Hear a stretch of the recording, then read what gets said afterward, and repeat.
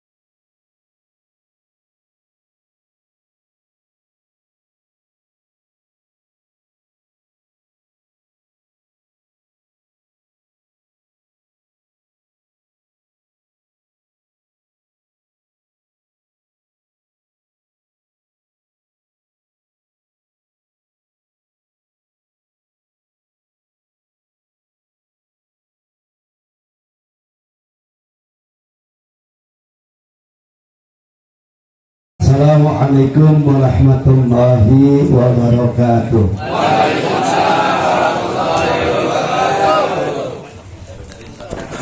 Bismillahirrahmanirrahim. Alhamdulillahilladzi khalaqal mauta wal hayata liyabluwakum ayyukum ahsanu amala. Wassalatu wassalamu ala sayyidina Muhammadil Mustafa wa ala alihi wa sahbihi ahli sidqi wal wafa, amma ba'd. Faqad qala Allah ta'ala fil Qur'anil Karim, a'udzu billahi minasy syaithanir rajim, bismillahirrahmanirrahim. Kullu nafsin dha'iqatul maut. Wa qala Nabi sallallahu alaihi wasallam, al-qabru rawdatun min riyadil jannah wa khufratun min khufarin niran. Sadaqallahul azim wa sadaqa Rasulullah sallallahu alaihi wasallam. Yang sama-sama kita hormati keluarga besar Haji Muhammad Ismunandar almarhum, wabil khusus istri beliau yaitu Ibu Hajah Julaiha dan anak-anak beliau, di antaranya yaitu Muhammad Nur Cahyadi, ada Bang Edon, Pak Ais, mohon maaf nama sebenarnya lupa gitu. Heri ya. Jadi udah dulu kenalnya masih kecil Pak, masih kecil gitu ya. Yang sama-sama kita hormati para asatid, wabil khusus ada Ustaz Ahmad, Ustaz Abdul Rahim, Ustaz Adi, para tokoh masyarakat, wabil khusus Ketua RW 05 Bapak Haji Muhammad Toha Mansur, dan Ketua LMK Bapak Haji Ibrahim Agus Ibrahim, para alim, para ulama, para hujjah, Bapak Ibu jamaah sekalian, mohon maaf tidak disebutkan satu persatu namanya, namun tidak mengurangi rasa ta'zim hormat saya kepada Ibu Bapak sekalian. Puji syukur kita kehadirat Allah Subhanahu wa taala yang telah memberikan berbagai nikmat kepada kita, terutama nikmat iman, Islam, sehat, walafiat, dan nikmat banyak umur, sehingga dengan fasilitas nikmat tersebut alhamdulillah pada malam hari ini kita dapat berkumpul bersama-sama di kediaman almarhum dalam rangka kita doa kepada mendoakan almarhum. Semoga almarhum diterima di sisi Allah Subhanahu wa taala, dilapangkan kuburnya, diampuni dosanya, diterima amal ibadahnya, dan Allah jadikan kuburnya raudhah min riyadil jannah. Dan semua yang kita baca dari awal sampai akhir, baik Fatihah, surat Yasin, Qul, surat Al-Falaq, An-Nas, dan seluruhnya yang kita baca, mudah-mudahan pahalanya disampaikan oleh Allah Subhanahu wa taala kepada almarhum Bapak Haji Ismunandar bin Bapak Obadi. Amin ya Rabbal. Pernah gak sempat lagi nyuap apa tuh kue cucur sama kue kutu mayang ya, jadi gak sempat amin. Salawat dan salam kita semoga Allah sampaikan kepada manusia pilihan, insan budiman kekasih Allah, yakni Nabi besar kita Muhammad sallallahu alaihi wasallam, juga para keluarga dan sahabat beliau, dan mudah-mudahan pada yaumil qiyamah nanti kita sama-sama mendapatkan syafaat dari baginda Nabi besar kita Muhammad sallallahu alaihi wasallam. Bapak Ibu jamaah sekalian, acara haul ini bukan acara yang baru. Bahkan ketika orang meninggal itu biasanya dari malam pertama, malam kedua sampai malam ke-7, dilanjutkan malam ke-40, dilanjutkan malam ke-100 gitu kan ya, dari wafatnya almarhum bahkan sampai haul. Itu sudah biasa kita laksanakan. Bahkan ini bukan tradisi, memang diajarkan oleh para ulama-ulama terdahulu kita. Jadi apabila orang meninggal, kita membacakan semua yang kita baca dari mulai surat Yasin sampai doa. Itu insya Allah sampai doa yang kita baca tadi. Bapak Ibu hadirin sekalian, ada seorang ulama besar yang bernama Syekh Muhammad Abu Bakar. Dalam kitabnya yang bernama Al-Mawa'iz Al-Usfuriyah, dia menyatakan bahwasanya ada seorang ulama yang bernama Thabit Al-Banani. Kerjaannya Jadi Sabit Al-Banani ini selalu berziarah ke makam ahli kuburnya. Itu dilaksanakan setiap malam Jumat. Itu rutin, Pak.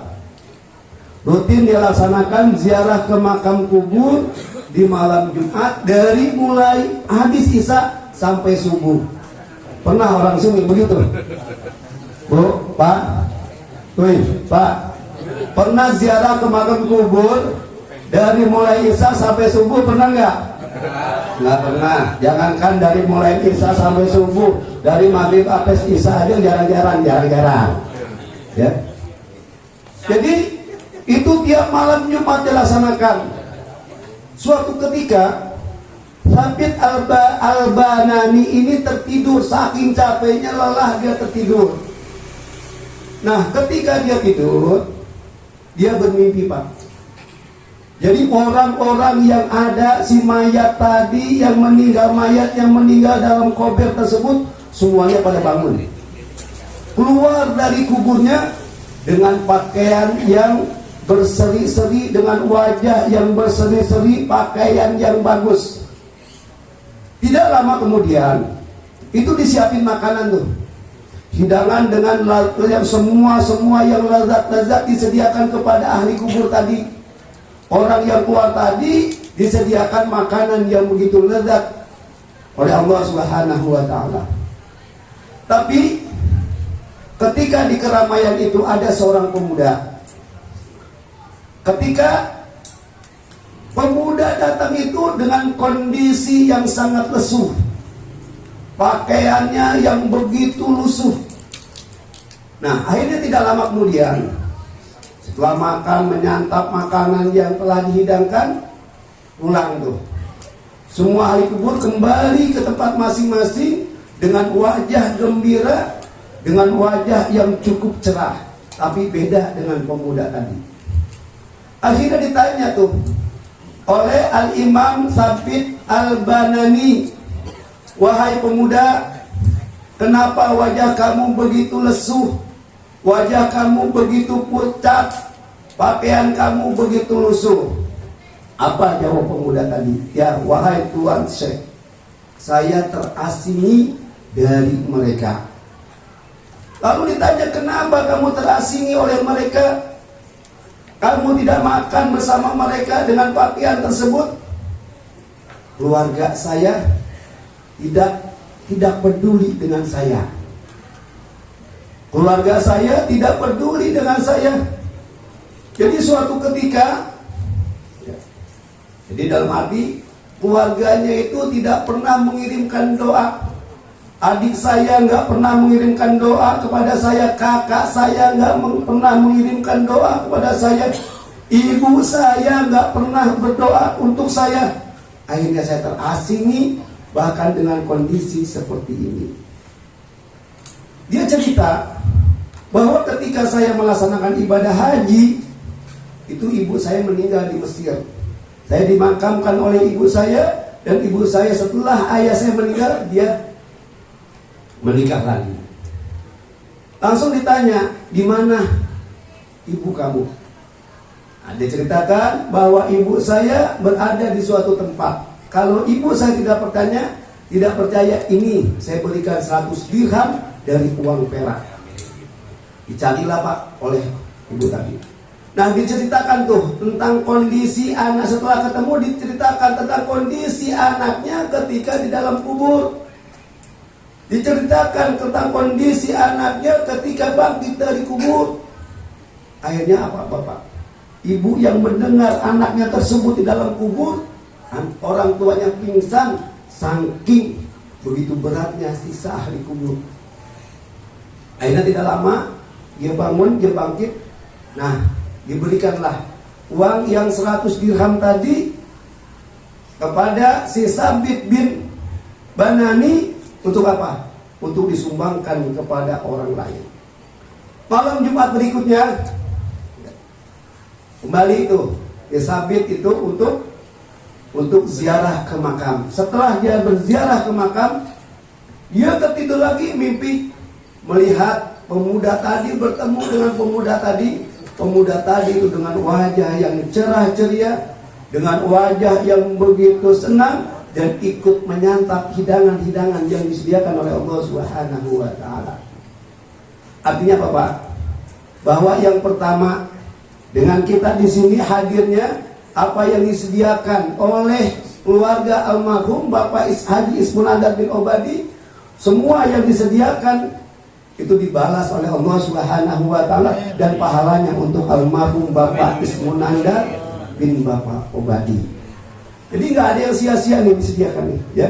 Jadi makanan, minuman itu akan diberikan Allah Subhanahu wa taala balasannya kepada almarhum. Mudah-mudahan almarhum diberikan tempat yang layak si Allah Subhanahu wa taala dan malam ini diberikan kebahagiaan, diberikan santapan oleh Allah Subhanahu wa taala.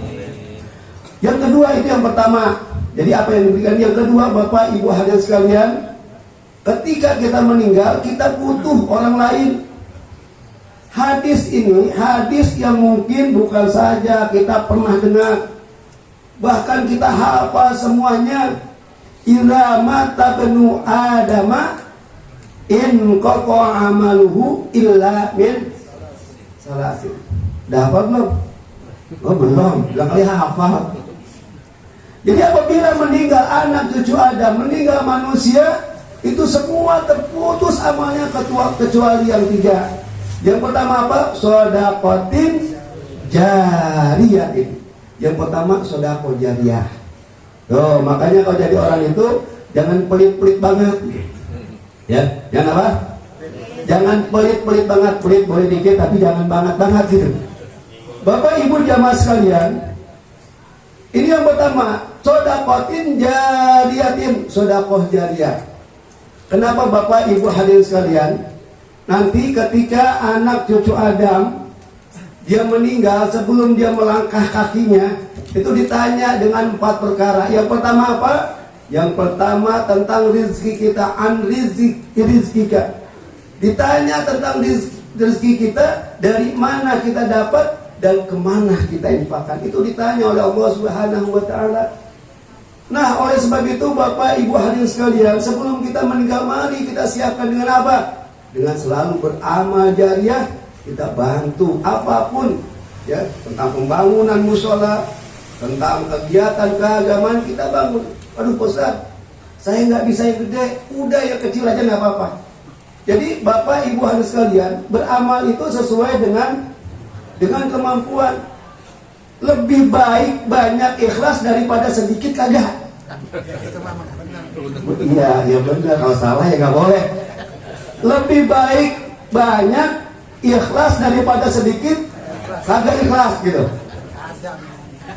Bapak Ibu sekalian, ya. Jadi gini, aduh saya nggak bisa beramal segini. Ya udah sedikit ikhlas daripada sedikit kagak ikhlas. Bagaimana itu? Pahalanya orang yang katakanlah gini, orang yang mampu 1 juta. Bapak karena nggak mampu, uangnya pas-pasan, nyumbangnya 10.000. Kira-kira gedean mana tuh pahalanya di sisi Allah? Lebih mulia mana itu? 10.000. Hah? Yang 10.000 ikhlas. Dan tadi orang kaya juga ikhlas juga, Bu. Hah? Orang kaya 1 juta ikhlas. Ibu 10.000 ikhlas. Kira-kira tuh pahalanya gedean mana, Bu? Bapak Ibu jamaah sekalian, lebih mulia, lebih dimuliakan oleh Allah Subhanahu wa taala orang yang beramal sedikit dia ikhlas dibandingkan dengan orang yang tadi uang 1 juta tapi dia ikhlas juga. Kenapa? Orang kaya beramal 1 juta udah biasa, Bu. Nah kalau kita kan 10.000 juga agak berat. Kenapa? Mungkin bayangan kita buat ini, buat itu. Nah makanya lebih mulia orang yang miskin, orang yang nggak punya kalau dia beramal dibandingkan dengan orang kaya. Oh, makanya dengarkan, ya. Jadi ketika terutama sholat Jumat tuh, kalau ada kotak lewat, itu jangan pura-pura tidur. Ini kadang-kadang bapak ini, ya, ada kotak lewat pura-pura tidur, ya. Pas ini tuh ada juga tuh cerita, ya. Jadi ketika kotak tidur, ya, kotak lewat dia tidur. Pas mau dekat depannya dia keburu-buru kaget. Dia masukkanlah uangnya. Nah kebetulan punya uang itu 100 sama gopek, sama 5.000. Nyampe di rumah dicari Pak 100 ribunya. Nah, duit gue mana 100 ribu ya? Oh tinggal oh ya diamalin. Ya, kenapa uang 100 ribu sekarang sama 5 ribu hampir sama kan mirip-mirip ya? Ya samain. Akhirnya dia baik lagi Pak mesti Pak. Dia tanyain tadi di kotak amal ada nggak uang 100? Ada, uang gua itu diambil lagi. Dia sih kagak ada kali begini ya. Ya. Bapak Ibu jamaah sekalian, jadi apapun yang kita berikan, apapun yang kita amalkan untuk almarhum diterima oleh Allah Subhanahu wa taala. Bapak Ibu jamaah sekalian, jadi yang namanya meninggal itu bukan almarhum aja Pak. Kita juga pasti meninggal. Sudah siap meninggal Pak.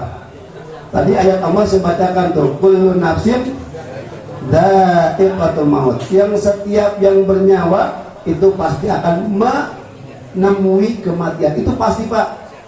Tuh, Pak, mau panjang umur atau mau pendek umur? Ini mumpung panggilnya ada dua nih. Pak, mau panjang umur atau mau pendek umur? Kalau panjang umur nanti Bapak mati sendirian, kagak ada orang lain lagi. Ayo, mau nggak? Tuh biasanya begini Pak, biasanya gini, orang kalau baik itu matinya cepat. Almarhum itu Pak Ismandar itu subhanallah Pak, itu nggak pernah marah orangnya, nggak pernah marah, saya tahu banget itu. Kalau saya mah sering marah-marah itu mungkin sering dengar saya marah, tapi Pak Ismandar almarhum itu nggak pernah marah Pak. Ya, jadi ketika saya jadi RW itu jadi sekretaris saya Pak. Kena pendiamnya dia nggak pernah nyamar, nggak maksudnya gini, dia pendiam nggak pernah marah. Ketika dia salah, saya jadi RW, dia saya mau marahin juga nggak enak. Gimana gue marahin? Orang dia pendiam banget Pak. Tuh. Memang begitu Pak, rata-rata orang yang baik itu matinya cepet. Benar. Makanya mau panjang umur jadi penjahat Pak. Jadi penjahat gitu. Penjahat gitu, lihat aja tuh. Para koruptor gitu Pak ya, udah tua, penjahat ya, maling gitu kan. Itu jarang yang mati, jarang yang kedengaran. Kenapa? Memang diulur oleh Allah umurnya untuk apa? Untuk insaf. Kalau orang meninggal, orang baik, cepat banget. Kenapa? Memang dia udah siap, pahalanya udah banyak. Jadi kematian itu pasti Pak. Ya. Kata Allah Subhanahu wa taala dalam surat Yasin yang kita tadi baca, "Wa man nu'ammirhu nunaqqishu fil khalqi afala ya'qilun." Ayat berapa Pak? Pak, woi, suka baca Yasin nggak? Tiap malam, nggak hafal, ya. Tadi lihat lagi di rumah. Jadi kata Allah Subhanahu wa taala, "Wa man nu'ammirhu nunaqqishu fil khalqi afala ya'qilun." Apabila kita dipanjangkan usia kita, nunaqqishu fil khalqi, maka dikurangi dalam penciptaan. Afala ya'qilun. Apakah kita tidak berpikir? Jadi semakin bertambah usia kita, semakin berkurang Allah menciptakan kita dalam usia yang Allah berikan kepada kita. Seorang ulama besar yang bernama Hasan Al-Bisri itu pernah mengingatkan kepada kita, "Ya ibna Adam, innama anta ayyamun majmu'ah. Kullama dhahaba yaumun dhahaba ba'du." Wahai anak cucu Adam, wahai manusia, kalian merupakan kumpulan-kumpulan hari. Kullama dhahaba yaumun dhahaba ba'du. Apabila hari itu berlalu, hari itu pergi, maka berkurang usia kamu.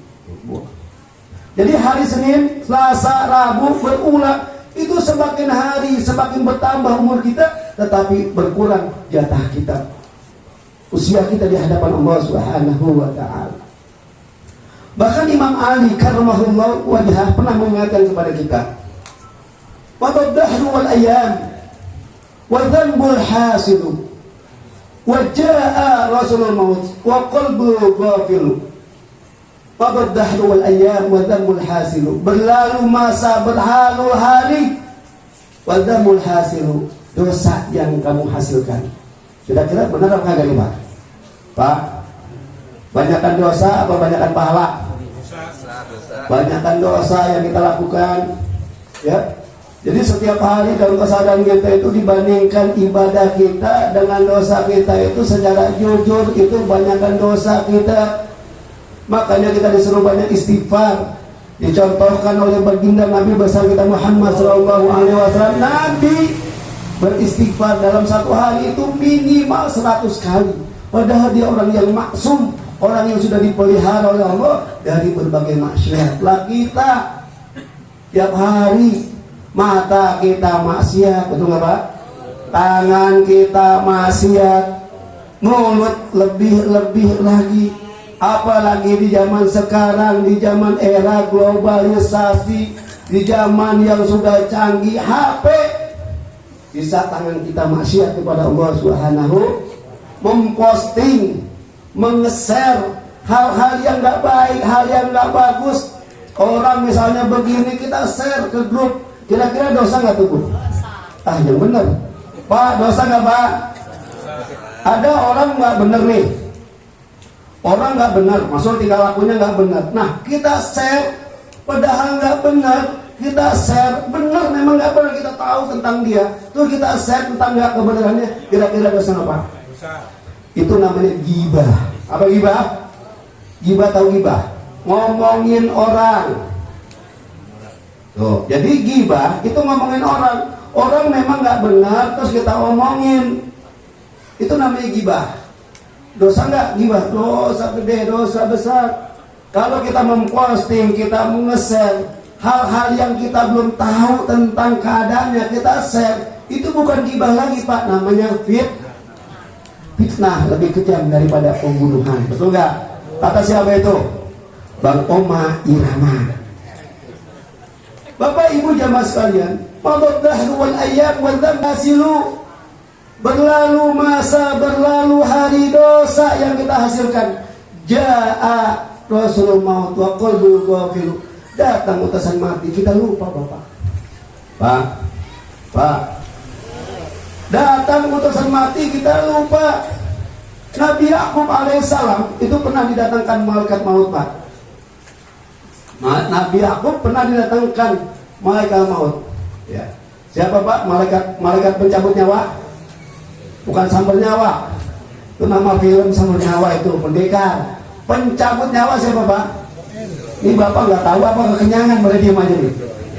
Pak, jangan hati-hati. Jadi pencabut nyawa itu malaikat Israel.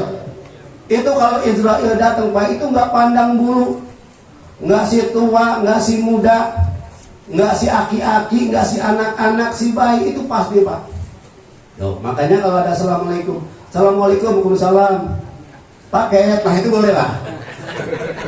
Kalau itu boleh, paket itu boleh Pak layani. Jadi assalamualaikum siapa ya? Israel. Cepat-cepat kunci pintu. Kira-kira bisa nggak? Enggak lah.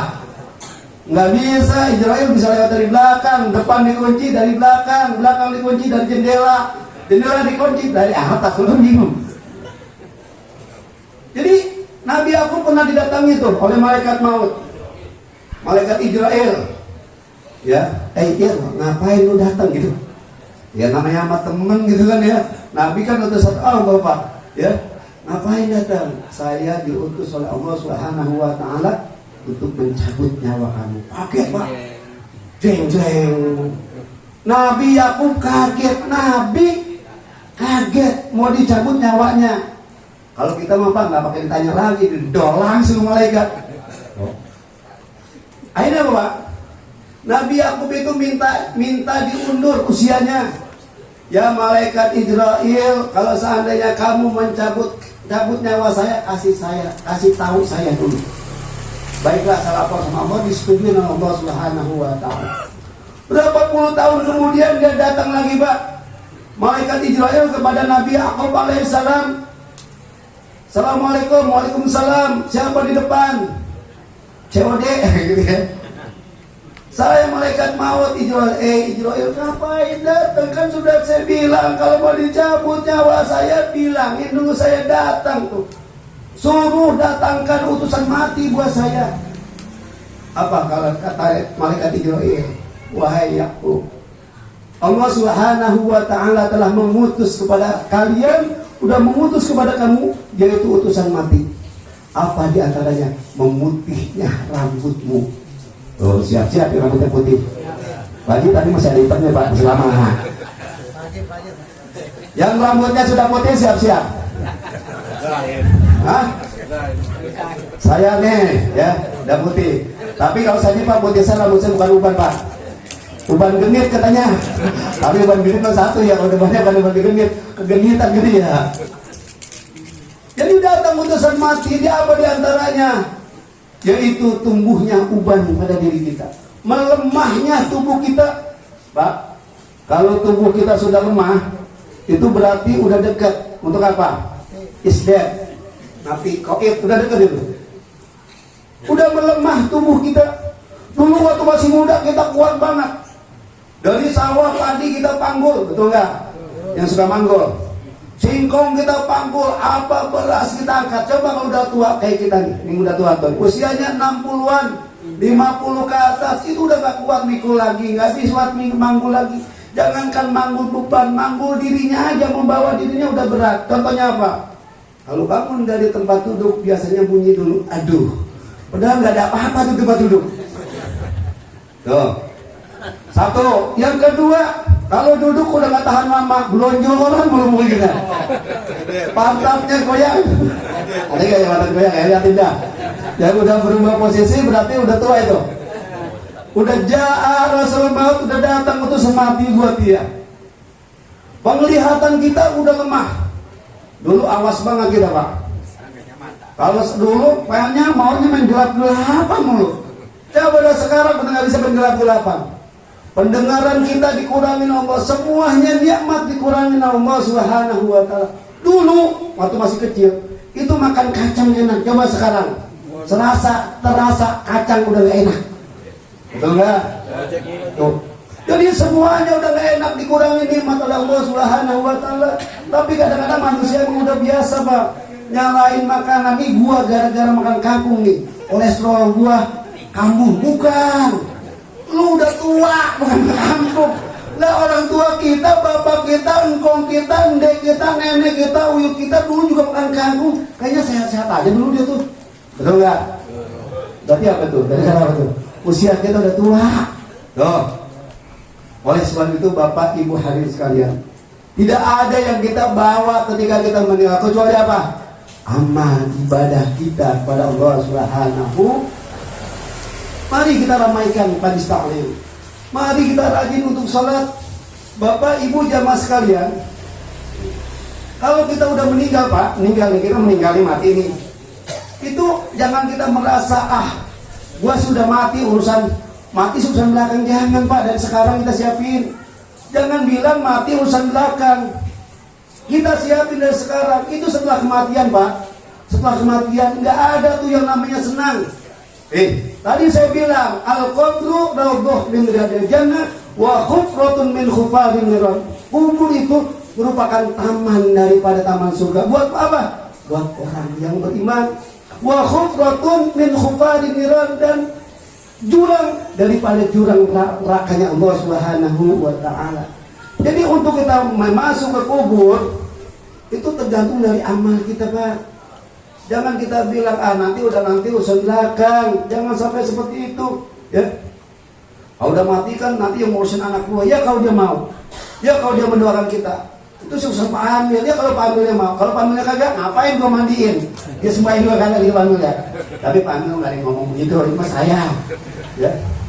Ngapain mandiin dia? Sholat juga kagak. Ngapain dia kagak gitu. Ya.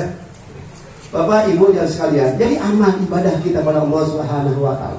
Nanti yang akan menghantar kita Pak, ketika kita meninggal itu yang menghantar kita itu hanya 3. Ya, di sebaliknya biar cincinnya kelihatan, cakep di sini. Ketiga, yang pertama siapa? Ahli kita. Yang kedua, harta kita. Yang ketiga, amal kita. Ketika sudah kita masuk Pak dalam kuburan tuh, itu ahli kita. Bahkan sebelum kita masuk sampai selesai itu, biasanya ahli kita tuh, kuburan kita tuh diinjek-injekan gitu ya. Itu biasanya tuh ada juga anak kenceng itu. Jadinya paling kenceng itu masih getar banget oleh bapaknya ya. Ya padat jadi lagu lagi. Ahli kita yang kedua amal kita, dan yang kedua harta kita, yang ketiga amal kita. Dua kembali. Ahli kita Pak, anak kita yang kita sayangi, istri kita yang sangat mencintai kita, bahkan ketika masih muda sebelum kita kenal sama dia berjanji, pokoknya kalau nggak ada akang seakan-akan pengen mati deh.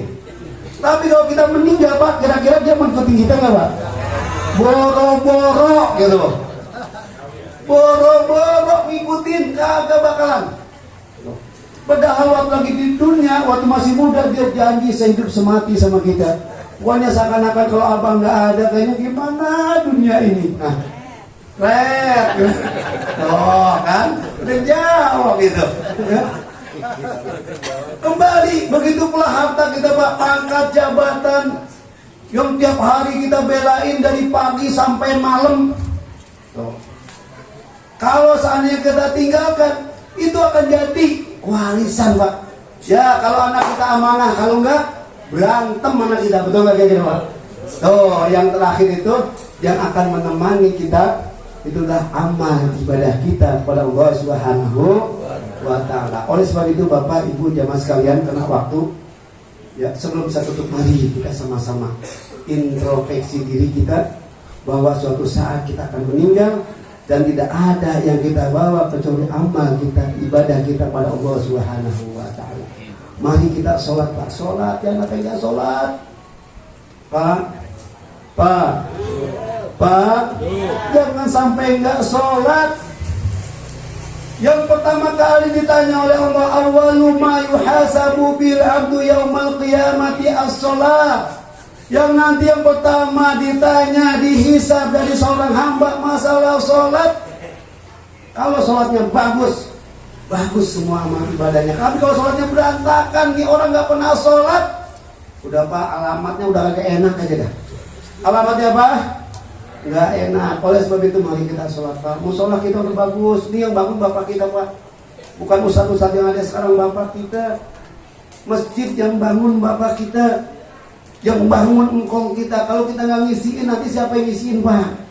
Amalnya amal engkong kita, amal bapak kita. Kalau bapak kita nggak amal, kalau misal kita nggak gunakan masjid, nanti amal jariahnya kemana tuh? Buat orang tua kita. Nah oleh sebab itu mari kita sholat. Aduh saya belum bisa, saya malu-malu Pak, buang sifat malu. Kalau buat ibadah jangan malu-malu. Kalau buat ibadah jangan malu-malu. Gak ada istilah malu, orang ibadah kok malu enggak. Tapi kalau kita datang, kita nggak bisa nanti diajarin Pak, pasti ada yang ngajarin. No ya, yang penting ada kemauan. Di situ ada kemauan, di situ pasti ada jalan. Ada niat, pasti ada kemauan. Nah oleh sebab itu Bapak Ibu sekalian, mari kita sama-sama kita ibadah kepada Allah Subhanahu wa Ta'ala agar meninggal kita dalam keadaan husnul khatimah. Dan harapan kita mudah-mudahan kita semuanya disehatkan oleh Allah Subhanahu wa Ta'ala, dimudahkan segala urusan kita, dan mudah-mudahan kita termasuk orang-orang yang dijadikan hamba-Nya Allah Subhanahu wa Ta'ala dan meninggal kita dalam keadaan husnul khatimah. Amin ya rabbal alamin. Inilah yang saya sampaikan. Mudah-mudahan bisa manfaat untuk kita semuanya, dan harapan mudah-mudahan almarhum diberikan tempat yang layak Allah Subhanahu wa Ta'ala. Istri beliau, istri almarhum Ibu Jalaiha yang akan melaksanakan ibadah haji Ibu ya. Kapan 2 tahun ini? Tahun 2024. Mudah-mudahan diberikan kesehatan Allah Subhanahu wa Ta'ala. Anak, menantu, cucu almarhum mudah-mudahan semuanya dijadikan anak yang soleh dan solehah, anak yang selalu mendoakan kedua orang tuanya. Al-Fatihah. Syaitanirrajim. Bismillahirrahmanirrahim. Alhamdulillahil alamin arrahmanir rahim maliki yaumiddin. Iyyaka na'budu wa iyyaka nasta'in. Ihdinas siratal mustaqim. Shiratal ladzina an'amta 'alaihim ghairil maghdubi 'alaihim waladdallin. Allahumma shalli wa sallim ala Muhammadin fil awwal wal akhir. Wa salli wa sallim radhiyallahu tabaraka wa ta'ala an sayyidatina Rasulillah ajma'in. Allahumma shalli ala sayyidina Muhammad wa ala ali sayyidina Muhammad. Allahumma ighfir lana dhunubana wa liwalidina warhamna warhamhuma kama rabbawna shaghira. Wa li jami'il muslimin wal muslimat wal mu'minin wal mu'minat wal ahya'i minhum wal amwat. Allahumma a'inna ala dhikrika wa syukrika wa husni ibadatik. Allahumma inna nas'aluka al-'afwa wal 'afiyah wal mu'afata daima fid din wa dunyal akhirah wal fawza bil jannah wan najata minan nar. Rabbana atina fid dunya hasanah wa fil akhirati hasanah wa qina adzabannar. wa sallallahu alaihi Muhammad wa ala alihi wasallam. Subhana rabbika rabbil izzati amma yasifun wa salamun alal mursalin walhamdulillahi rabbil alamin. Sekian, mohon maaf, wallahu muwaffiq ila aqwamit thoriq. Wassalamualaikum warahmatullahi wabarakatuh.